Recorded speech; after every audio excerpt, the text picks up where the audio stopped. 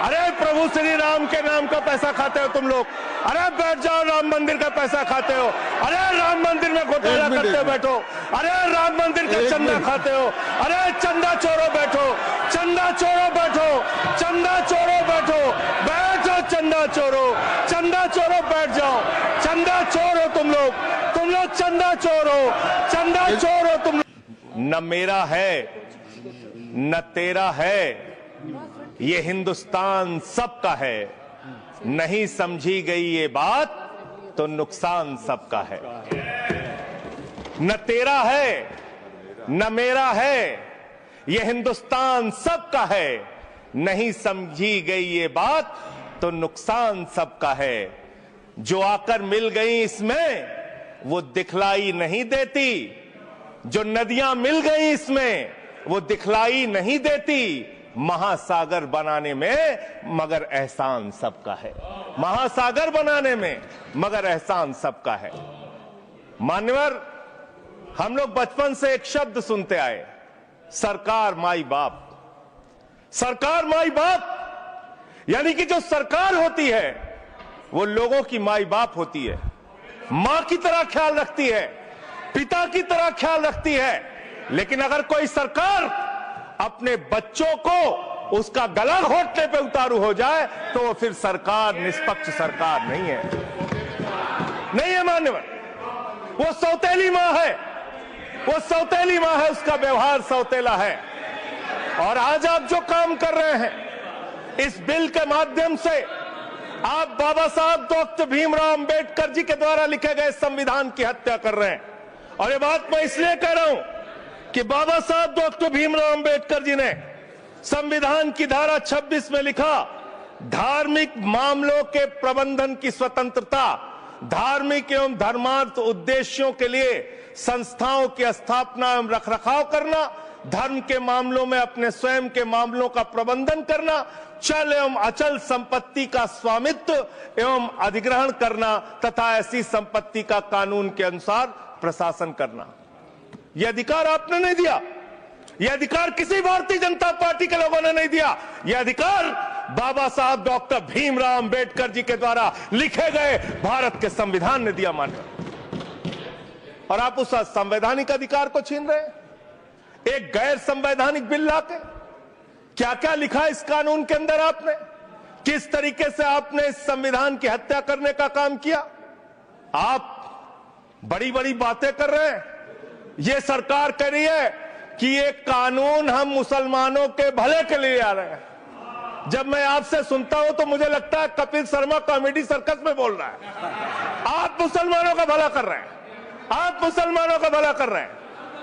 दोनों सदन में एक भी सदस्य, दोनों सदन में सिर्फ एक सदस्य गुलाम अली को छोड़ के एक भी सदस्य आपका मुसलमान नहीं है। आप मुसलमानों का भला कर रहे हैं, आप मुसलमानों का भला कर रहे हैं।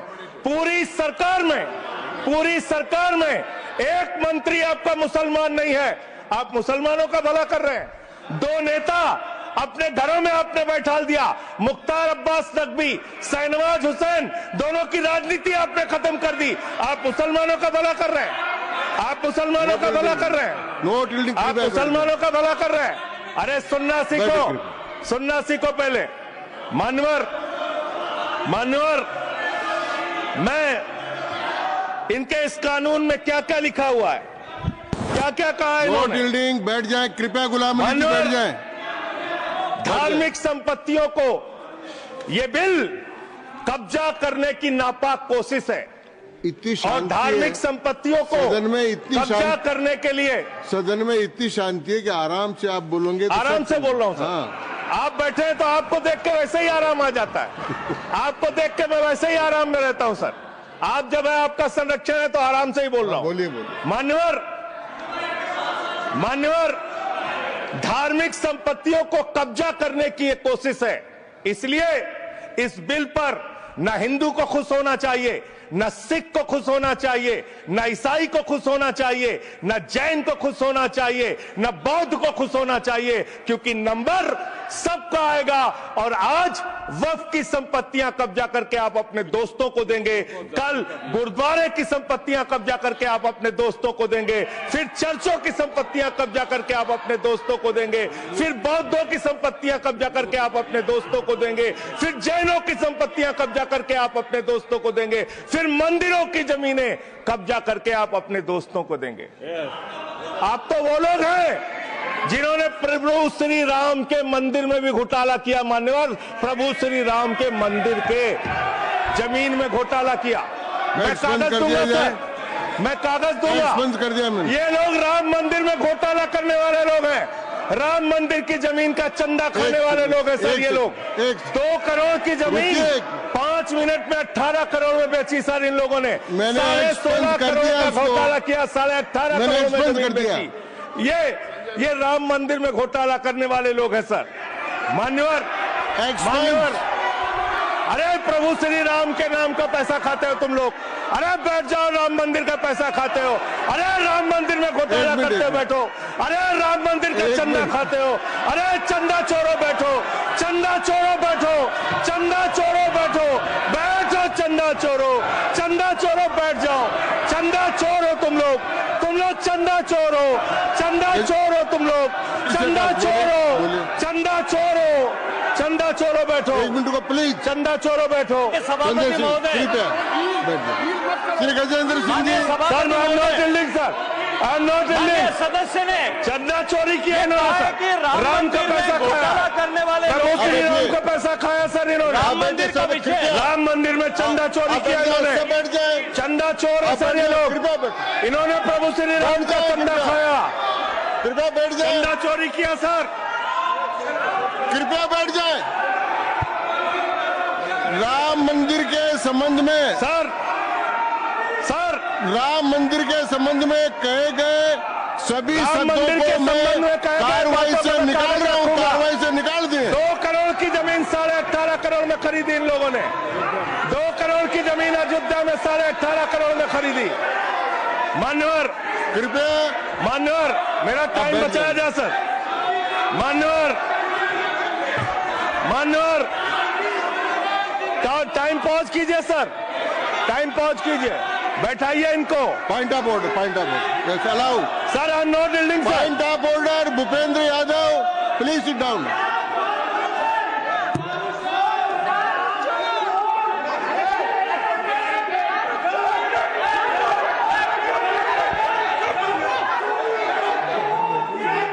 भाई पॉइंट ऑफ ऑर्डर मैंने दिया, आप जाइए स्थान पर, कृपया अपने स्थान पर जाएं। मैंने व्यवस्था का प्रश्न उठाने का मौका दिया भूपेंद्र जी यादव को। आप सब लोग अपने स्थान पर जाएं, कृपया अपने स्थान पर चले जाएं, कृपया अपने स्थान पर जाएं, कृपया बैठे। मैंने भूपेंद्र जी, कृपया बैठ जाएं, कृपया। श्री भूपेंद्र यादव सर, मैं पहले Bhupendra ji, yes sir, Bhupendra Yadav sir, Madan ji Rathore कृपया बैठ जाएं सर। ये कृपया, मैंने भूपेंद्र जी यादव को व्यवस्था का प्रश्न उठाने की अनुमति दी है, लेकिन मैं पहले बता दूं कि राम मंदिर के बारे में जो कुछ इनको कहा मैंने उसको एक्सपेंस कर दिया है, वो कार्रवाई का हिस्सा नहीं है। मान्यवर, आपने कहा कि इससे आप पिछड़े मुसलमानों का भला करने जा रहे हैं। सुनने में बहुत अच्छा लगता है कि आप पिछड़े मुसलमानों का भला करने जा रहे हैं। आपने इसमें कहा कि आप महिलाओं का भला करने जा रहे हैं। सुनने में बहुत अच्छा लगता है कि आप महिलाओं का भला करने जा रहे हैं, लेकिन ये सरकार, और यहां पे इस समय मंत्री जी नहीं है, मैं उनसे पूछना चाहता हूं, आप देश को और सदन को गलत जानकारी क्यों दे रहे हैं? मान्यवर, 2013 के वक्फ बिल में जो भारतीय जनता पार्टी की सहमति और सहयोग से पास हुआ, उसमें भी महिलाओं के लिए आरक्षण था। मना कर दीजिए कि नहीं था, मना करिए कि हम गलत बोल रहे हैं। मान्यवर, मंत्री जी ने कहा 1 करोड़ सुझाव आया। मैं आपसे पूछना चाहता हूं, कितने करोड़ ईमेल आए, कितने करोड़ पत्र आए, कितने करोड़ सुझाव आए, पूरे देश को जानकारी दीजिए। और मैं आपको दावे के साथ कह सकता हूं, जब पूरा सच सामने आएगा तो देश को पता चलेगा कितने लोग इस बिल के विरोध में थे, कितने लोग इस बिल के समर्थन में थे। मैं जेपीसी का सदस्य था मनवर, मैं कह रहा हूं आपसे लाइए। और आप पिछड़े मुसलमानों का भला करना चाहते हैं, मैं आपसे हाथ जोड़कर निवेदन करता हूं, विनती करता हूं, और हमारे जो मित्र उधर भी हैं, अगर आप मेरी बात से सहमत हैं तो समर्थन करना। समाज में छुआछूत को, बीमारी को मिटाने के लिए चलिए उठाते हैं कदम, और अगले सत्र में एक बिल लेके आइए। जितने भी हिंदुओं की कमेटियां हैं, ट्रस्ट है, बोर्ड है, उन सारे ट्रस्ट और कमेटियों में 80% आरक्षण दलित, आदिवासी और पिछड़े हिंदुओं को दीजिए। मैं समर्थन करूंगा आपका, माला पहनाऊंगा आपको। आप पिछड़ों का भला करने की बात करते हैं, आप दलितों का भला करने की बात करते हैं। आपकी मातृ संस्था आरएसएस 100 साल तक आपने एक भी दलित, पिछड़ा और आदिवासी, एक भी महिला को आज तक आरएसएस का प्रमुख नहीं बनाया। आप दलितों और पिछड़ों और आदिवासियों की आरएसएस के बारे में भला करने की बात को करते एक्सप्लेन कर हैं। दीजिए। माननीय, इस बिल में क्या लिखा है? आप जो भी बातें इस विधेयक के अलावा बोलेंगे, उन सब को मैं एक्सप्लेन सर, ये करूंगा। क्या सत्य नहीं है? क्या ये सच नहीं है? सर, मेरा टाइम रोका जाए। और सर, बिल के बारे में बात करते हैं। माननीय मंत्री जी ने कहा, आज आप इस बिल को पास कर रहे हैं, आज आपका सीना चौड़ा हो रहा है, आपको लग रहा है एक धर्म के अधिकार को आप छीन रहे हैं। नहीं, कल को आप सभी धर्मों की धार्मिक संपत्तियां छीन के आप अपने दोस्तों का देने का काम करेंगे। मैं फिर इसको दोहरा रहा हूं और फिर इसको कह रहा हूं कि आप ये करेंगे, धार्मिक संपत्तियों के कब्जा करने का काम करेंगे। और किसी गलतफहमी में मत रहिए। आपको लोकसभा के चुनाव में मात्र 36% वोट मिला है। इस देश की 64% आबादी आज भी आपके खिलाफ है, आज भी आपके खिलाफ खड़ी है। किसी गलतफहमी में मत रहिए। बड़ी बड़ी सत्ता उखड़ गई और चली गई।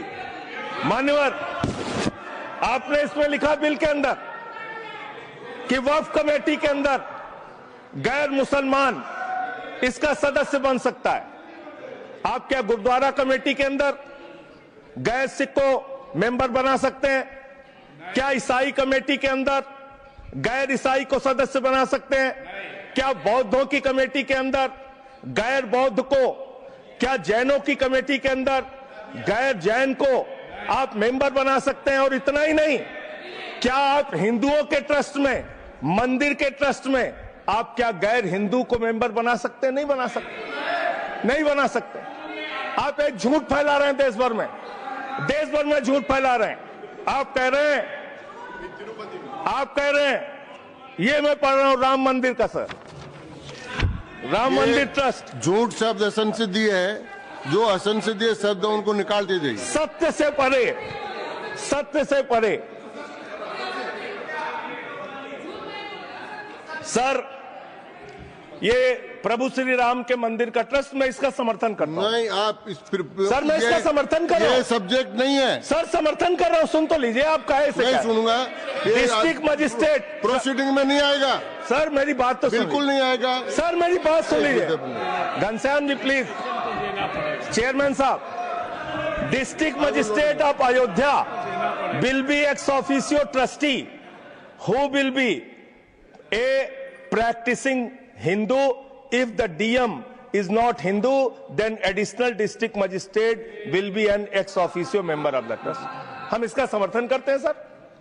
हिंदू धर्म के ट्रस्ट में हिंदू को मेंबर होना चाहिए, आपने लिखा, हम इसका समर्थन करते हैं। लेकिन आप दूसरे धर्मों के ऊपर कह रहे हैं। कल को आप गुरुद्वारा कमेटियों में कहेंगे सिख नहीं, दूसरे धर्म के लोग इसमें आएंगे। कल को आप जैन कमेटियों में घुसड़ेंगे, बौद्धों की कमेटियों में घुसड़ेंगे। ये बात गलत है, ये पूरी तरीके से गलत है। और आज पूरे देश को आप बताइए, मान्यवर, पूरे देश को आप बताइए, 2009 में आपने अपना घोषणा पत्र जारी किया था, मैनिफेस्टो। ये मैनिफेस्टो आपका लेके आया हूं, ये तो आपका डॉक्यूमेंट है, मेरे घर नहीं बना। इस मैनिफेस्टो में लिखा है इन्होंने कि 2009 के मैनिफेस्टो में लिखा है कि वक्फ की जमीनों पर जो अवैध कब्जे हुए हैं, KR रहमान की कमेटी की रिपोर्ट के हिसाब से हम मुस्लिम धर्म गुरुओं के साथ बातचीत करके उसको खाली कराने का काम करेंगे। कितना दोहरा चरित्र है आपका। आपने कहा वक्फ की जमीनों को खाली कराने का काम करेंगे जिसपे कोई और कब्जा कर रखा है। मान्यवर, एक और बात, सुप्रीम कोर्ट के अंदर आप कह रहे हो कागज चाहिए, कागज चाहिए। मंत्री जी ने कहा कागज चाहिए। मंत्री जी, आपको कागज की बहुत जरूरत होती है, कागज आपको चाहिए। आपकी सरकार ने 2020 में, ये पूरे देश को देखना चाहिए, पूरे देश को सर, 2020 में मैं जेपीसी का मेंबर था, एक कागज वहां मिला मैं 2020 में सुप्रीम कोर्ट में। सर आप, मेरी बात नहीं आ रही सर मेरी बात नहीं आ रही। 2020 में मान्यवर, इस भारत की सरकार ने, मोदी जी की सरकार ने शपथ पत्र दिया सुप्रीम कोर्ट में। से क्या लिखा हुआ है? 99% वक्फ की संपत्तियां डिजिटाइज हो चुकी हैं। मुख्तार अब्बास नकवी साहब आपके मंत्री थे, उनका बयान है 100% वक्फ की संपत्तियां डिजिटाइज हो चुकी हैं। तो जब आप सारी संपत्तियां डिजिटाइज कर चुके हैं, सब कुछ ऑनलाइन कर चुके हैं वामसी पोर्टल में, सारे कागजात जांच चुके हैं, तो क्या आप फसाद कराने के लिए फिर से कागज मांग रहे हैं? फसाद कराने के लिए आप फसाद कराने के लिए कागज मांग रहे हैं। आप फसाद कराने वाले हिंदू हैं, हम सौहार्द फैलाने वाले हिंदू हैं। यह बुनियादी फर्क है, यह बुनियादी फर्क है आप में। आप देश भर में फसाद, नफरत, लड़ाई, झगड़ा कराने का काम करते हैं। मान्यवर, मैं अंत में आप लोगों से सिर्फ एक ही बात कहना चाहता हूं कि आज सच्चर कमेटी की रिपोर्ट की बात कही गई और कहा गया 12,000 करोड़ की आमदनी हो सकती थी। एक सुझाव मैं पूरे सदन की तरफ से इस सरकार को देना चाहता हूं। 12,000 करोड़ की आमदनी की चिंता है वक्फ की, करोड़ों मुसलमानों की चिंता है आपको। एक अपने दोस्त को पकड़ के लाइए, नीरव मोदी को 20,000 करोड़ वसूलिए, 12,000 करोड़ वक्फ को दीजिए, 8,000 करोड़ अपने पास रखिए। 8,000 करोड़ का आपको मुनाफा होगा, 12,000 करोड़ वक्फ को दे दीजिए, करोड़ों मुसलमानों का भला हो जाएगा। मान्यवर, अंतिम बात कह के आपने कहा सच्चर कमेटी की रिपोर्ट से 12,000 करोड़ की आमदनी की बात कही गई है। अर्ध सत्य मत बोलिए, पूरा सत्य बोला कीजिए। सुविधाजनक सत्य मत बोलिए, पूरा सच बोला कीजिए। मंत्री जी, इसमें लिखा हुआ है सच्चर कमेटी की रिपोर्ट में कि भारत की सरकार ने, राज्यों की सरकार ने अलग अलग राज्यों में, अलग अलग जगहों पे 365 वक्फ की संपत्तियां कब्जा कर रखी हैं। आप उसके बारे में नहीं बताते, आप अर्ध सत्य बोलते हैं। मैं तो जेपीसी का मेंबर रहा हूं, मुझे सब पता है। तो इसलिए मान्यवर, आप फैला रहे हैं झूठ, ट्रिब्यूनल के फैसले, बस खत्म सर, खत्म। असत्य, सत्य से परे मान्यवर, सत्य से परे मान्यवर।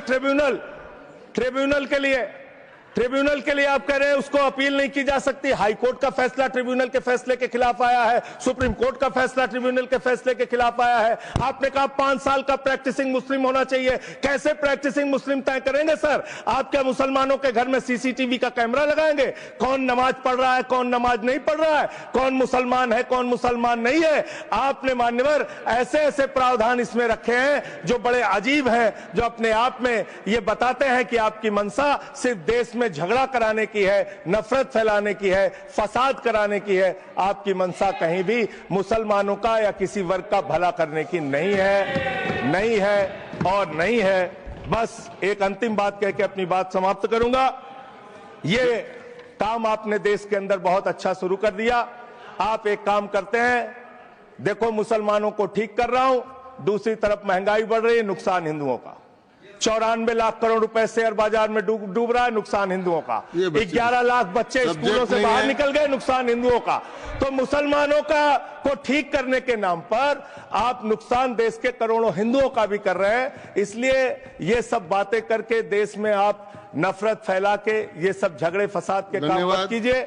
और अंत में आपसे एक ही बात कहना चाहता हूं, अभी भी वो मौका है इस बिल को, जो गैर संवैधानिक है, जो बाबा साहब के संविधान के खिलाफ है, इसको वापस लीजिए। धन्यवाद।